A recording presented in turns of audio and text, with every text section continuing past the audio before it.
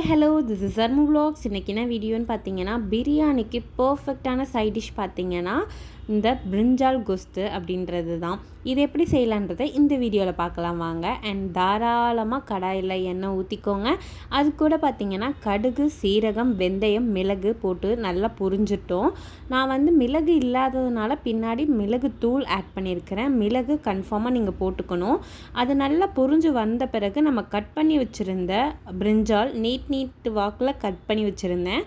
அதையும் போட்டு கொஞ்சமாக மஞ்சத்தூள் போட்டு நல்லா கிளறி விட்டுக்கிறேன். நல்லா கிளறி கொஞ்சம் சுருங்கின பிறகு இஞ்சி பூண்டு பேஸ்ட்டையும் போட்டு நல்லா பரட்டி விட்டுக்கிட்டேன்.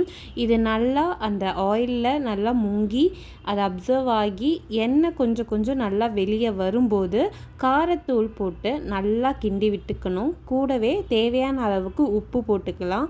கொஞ்சமாக உப்பு போட்டிங்கனாலே தாராளமாக இருக்கும். நல்லா வதக்கி விட்டுட்டு எண்ணெய் பிரிஞ்சு வரும்போது புளி தண்ணி, நம்ம ஒரு நெல்லிக்காய் சைஸில் வந்துட்டு புளி இருக்கும் இல்லையா, அதை தண்ணியில் கரைச்சி நல்லா வடிகட்டி நம்ம வந்து கத்திரிக்காய் கூடையே போட்டு நல்லா வதக்கி விட்டுறணும். கொஞ்சம் நல்லா கொதித்து வந்த பிறகு நம்ம வேர்க்கடலையும் வெள்ளை எள்ளையும் தனியாக அரைச்சி ஒரு பேஸ்ட்டு வச்சுருக்கிறேன். அதை வந்து நம்ம கத்திரிக்காய் கூட ஆட் பண்ணிக்கணும். நீங்கள் இன்னும் தண்ணியாகவே ஆட் பண்ணிக்கலாம், இல்லை அப்படின்னா தண்ணி ஊற்றிக்கலாம். நான் தண்ணி ஊற்றி நல்லா நம்மளுக்கு எந்த கன்சிஸ்டன்சி வேணுமோ அந்த அளவுக்கு வேக வச்சு எடுத்துட்டேன்.